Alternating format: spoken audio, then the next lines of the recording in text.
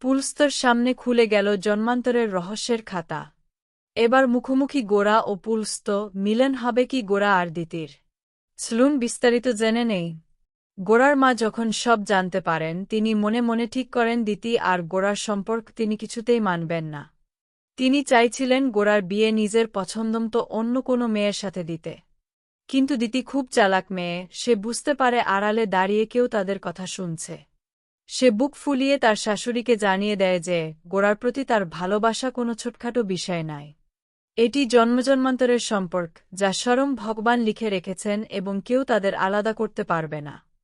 পুরনো জন্মের কথা ও গোরার স্বীকারোক্তি গল্পে এক অদ্ভুত মোড় আসে যখন গোরা ফুলমুরারি কাব্যের দ্বিতীয় খণ্ডটি পড়তে শুরু করে।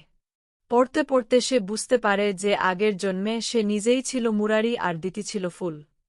এই কাব্যটি আসলে তাদেরই জীবনের এক না বলা গল্প। এই সত্য জানার পর দিতি খুব আবেগপ্রবণ হয়ে গোরাকে প্রশ্ন করে, যদি আগের জন্মে তারা একে অপরকে ভালোবেসে থাকে, তবে এই জন্মে কি গোরা তাকে ভালোবাসবে না? গোরার মনের সব দ্বিধা কেটে যায় এবং সে স্পষ্টভাবে দিতিকে তার ভালোবাসার কথা জানায়। হঠাৎ করেই দিতির ঘুম ভেঙে যায় এবং সে বুঝতে পারে এতক্ষণ সে যা দেখছিল তা আসলে একটা সুন্দর স্বপ্ন ছিল। তবে দিতি মনে মনে ঠিক করে নেয় যে সে তার ভালোবাসা পাওয়ার জন্য শেষ পর্যন্ত লড়াই করবে। এদিকে তাদের ক্ষতি করার জন্য পুলস্ত আর কুন্তলি মিলে গভীর রাতে তাদের ঘরে ঘুমের ওষুধ স্প্রে করে দেয়। দিতি আর গোরা দুজনেই অঘরে ঘুমিয়ে পড়লে পুলস্ত আলমারি থেকে লুকিয়ে সেই রহস্যময় ফুলমুরারি কাব্যটি চুরি করে নিয়ে যায়। পরদিন সকালে দিতি আর গোরার ঘুম ভাঙতে অনেক দেরি হয়ে যায়। দিতি খুব অবাক হয় যে কেন তার এত বেলা অবধি ঘুম হল। নিজের ঘরে গিয়ে সে দেখে আলমারি খোলা এবং সেখান থেকে সেই কাব্যগ্রন্থটি গায়েব। দিতির মনে তখনই সন্দেহ হয় যে এটি নিশ্চিত পুলস্তের কাজ। সে সরাসরি পুলস্তকে গিয়ে ধরলে সে চুরির কথা স্বীকার করে নেয় এবং জানায় যে সে ওই বইয়ের সবটা পড়ে ফেলেছে।